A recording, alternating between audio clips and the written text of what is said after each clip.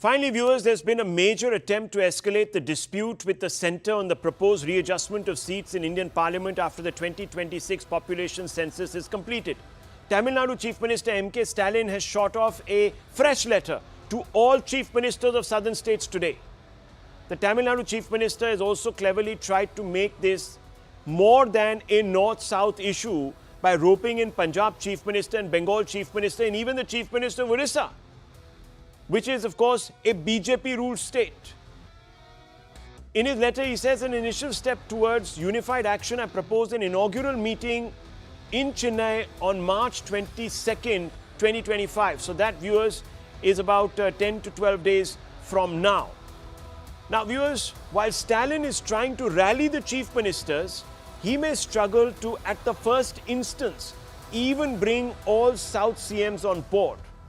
This is because Andhra Chief Minister Chandrababu Naidu has played down the fears being expressed by leaders like Stalin and his party men and other Tamil parties that support the DMK.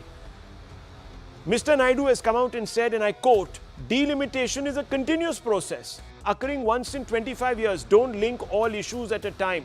Delimitation and population management are different. I am talking about national interest. These are reservations and we will accommodate them, no doubt.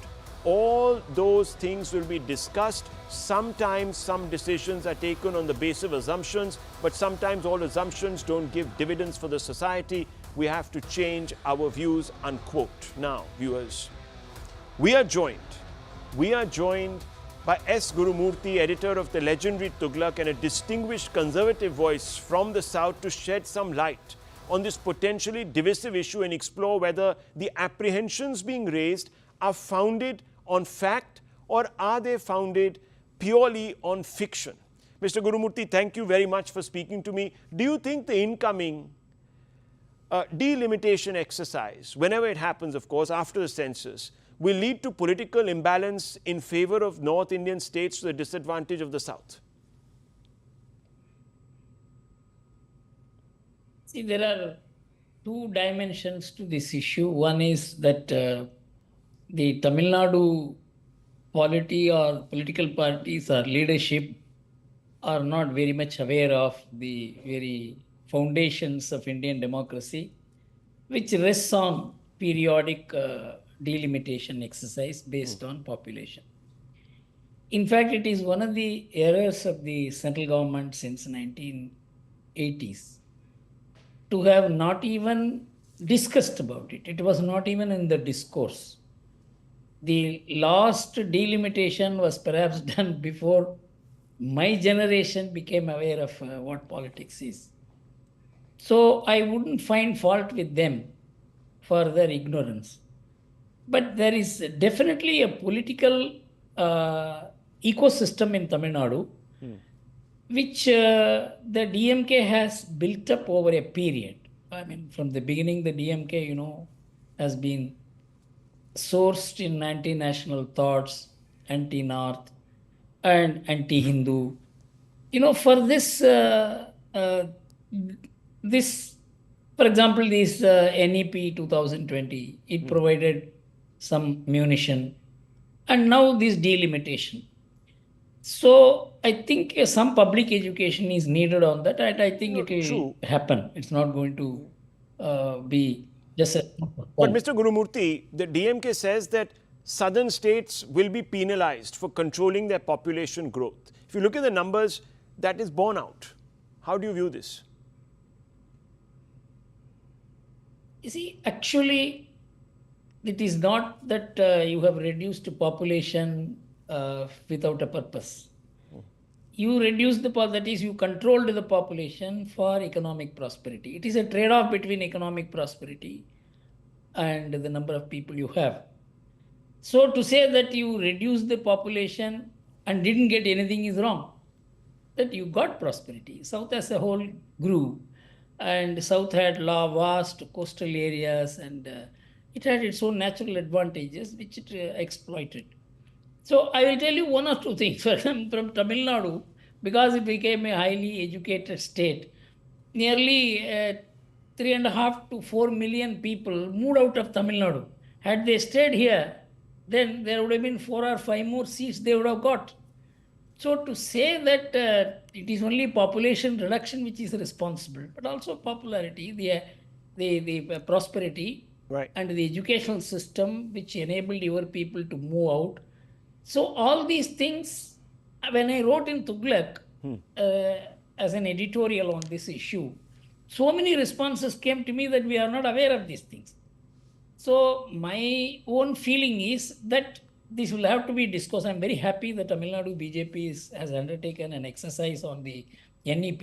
I think it should undertake an exercise on public education, on delimitation also.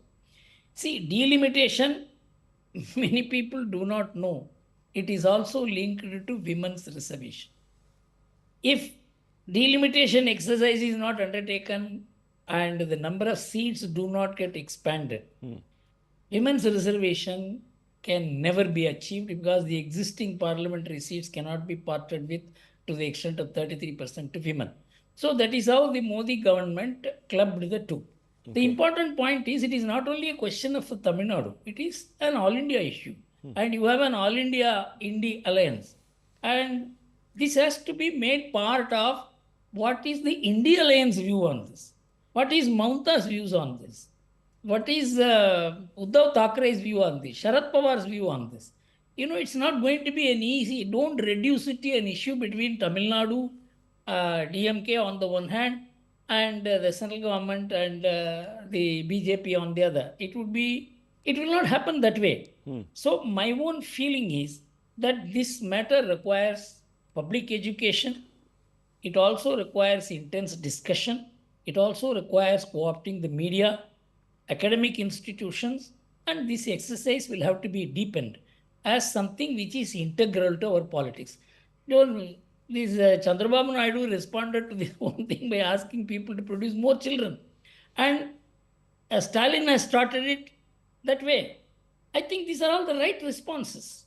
And I am happy that at least we are now beginning to regard population or demography as an important thing. Yeah. And this issue has to be deepened.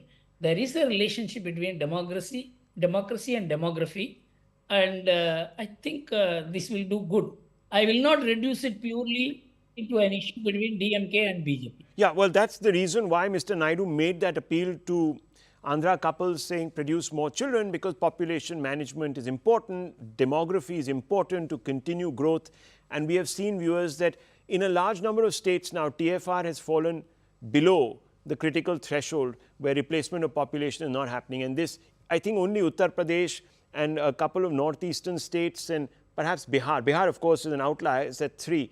But once the TFR falls below 2, it becomes problematic as a whole. Now, Mr. Gurumurthy, I welcome the fact that you're asking for this conversation to take place amongst all stakeholders. So I'm asking you because there is a concern amongst some in the DMK that delimitation will shift political power to the north permanently. It will give them greater representation, parties like the BJP that are north or Hindi belt parties. Is this a reasonable fear?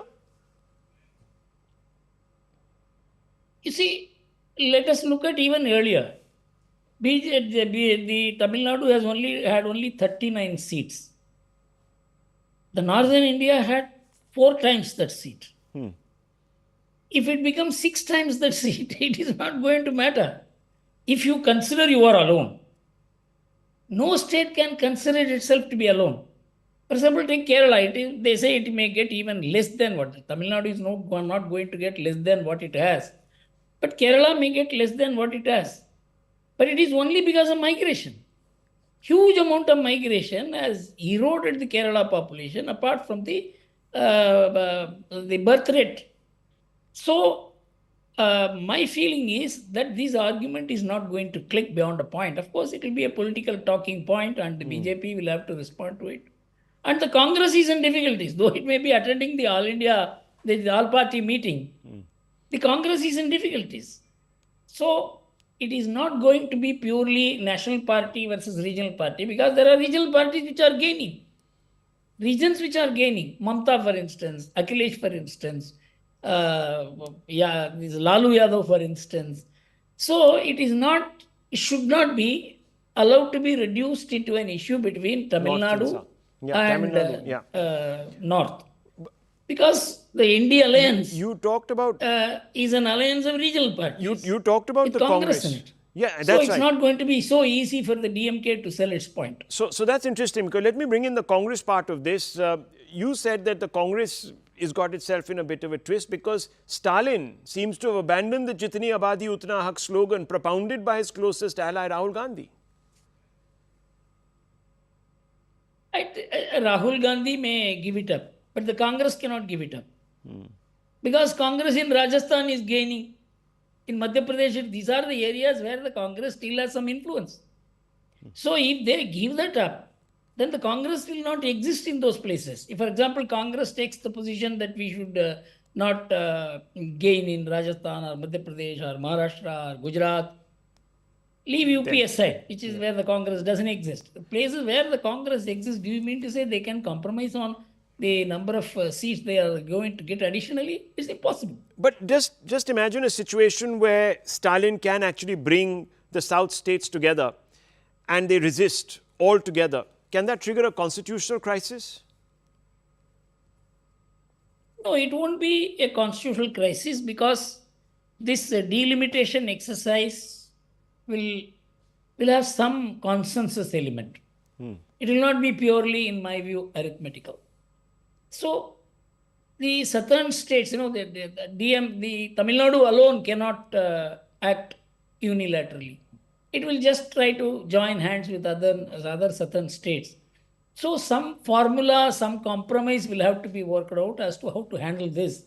And I don't think the DMK can act alone. Nor do I think it will be purely an arithmetical exercise. And some golden means will be found. This is my understanding of the situation. And that is really what the centre has constantly been saying, that we're going to find a way which will not punish anybody. No state will come away feeling that they have lost out. That's what they have said. Very nice speaking to you, Mr. Gurumurthy, as always, making very commonsensical arguments and bold ones, because you're from the south, of course, and you seem to be swimming against the tide there, calling out the hypocrisies. Thank you very much for joining us. I'll leave it at this, viewers.